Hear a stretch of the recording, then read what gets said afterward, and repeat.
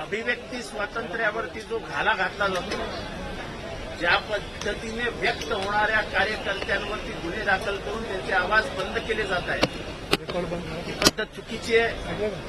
आमचा संविधानिक अधिकार आहे, आम्हाला व्यक्त होता आलंच पाहिजे.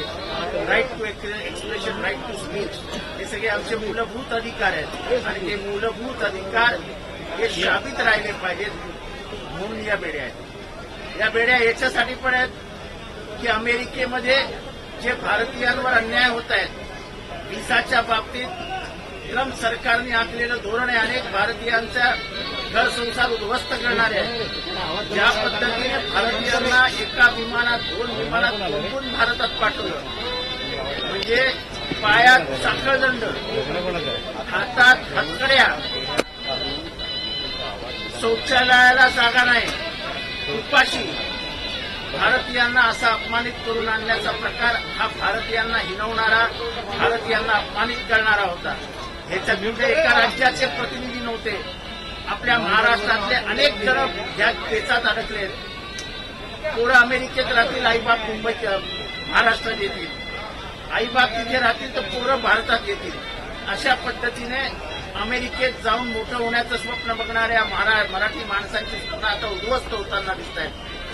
जर या बेड्यांविरुद्ध आपण भारतीय बोलणारच नसू, अमेरिकेत करत असलेल्या अन्यायाविरुद्ध आपण व्यक्तच होणार नसू, तर अमेरिका आपल्याला गिळून टाकेल. आणि म्हणून या प्रातिनिधिक स्वरूपात लोकांच्या लक्षात आणून देण्यासाठी की तुमचे बांधव अमेरिकेत काय यातना भोगतायत, या बेड्यांपेक्षा कमी नाही. आणि म्हणूनच या बेड्या माझ्या हातात आहेत. एकतर अभिव्यक्ती स्वातंत्र्याला, आमच्या स्वातंत्र्यावर त्यांना आणू नका आणि अमेरिकेविरुद्ध आवाज उचलायला शिका. अमेरिका आपली बाप नाही.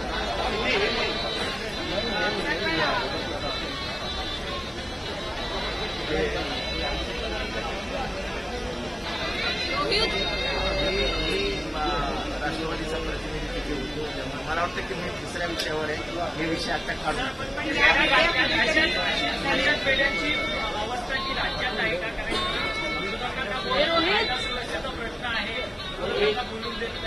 आम्ही तेच म्हणतो ना की व्यक्तच होऊ देत नाहीयेत. सरकार कोणाला घालायचे सरकारच्या मनावर आहे, सरकार मला नाही वाटत. आणि त्यांनी खून केलेला नाही हे मी आधीपासून सांगतो. पण जसं वल्लभभाई पटेलांनी सांगितलं की गांधी हत्या नथुरामने केली, पण विचार कोणाचे होते हा प्रश्न त्यांनी विचारला होता. तसं हत्या करण्याचा आरोप आता सिद्ध झालाय, वाल्मिक कराडच आरोपी आहे, तोच सूत्रधार आहे. आम्ही पहिल्या दिवशी बोंबलून सांगत होतो, सरकार ऐकायला तयार नव्हती. आता सीआयडी सगळं सांगतो, पण तो माझा खास माणूस आहे असं कोण म्हणाल होतं?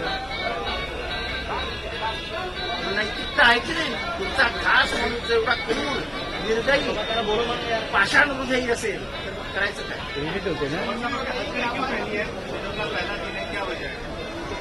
एक तो व्यक्त होने को नहीं मिल रहा है, यहाँ की आजादी छीनी जा रही है, और अमेरिका में भारतीयों के जो हाल हो रहे हैं, और खास करके जिस तरीके से अमेरिका से लोगों को लाया गया, पैरों में बेड़ियां, हाथों में हथकड़ियां, जिस विमान में लाया गया, जो जिस जहाज में, हवाई जहाज में लाया गया, उसमें यानी भेड़ बकरियों के जैसे उनको दबोचा गया.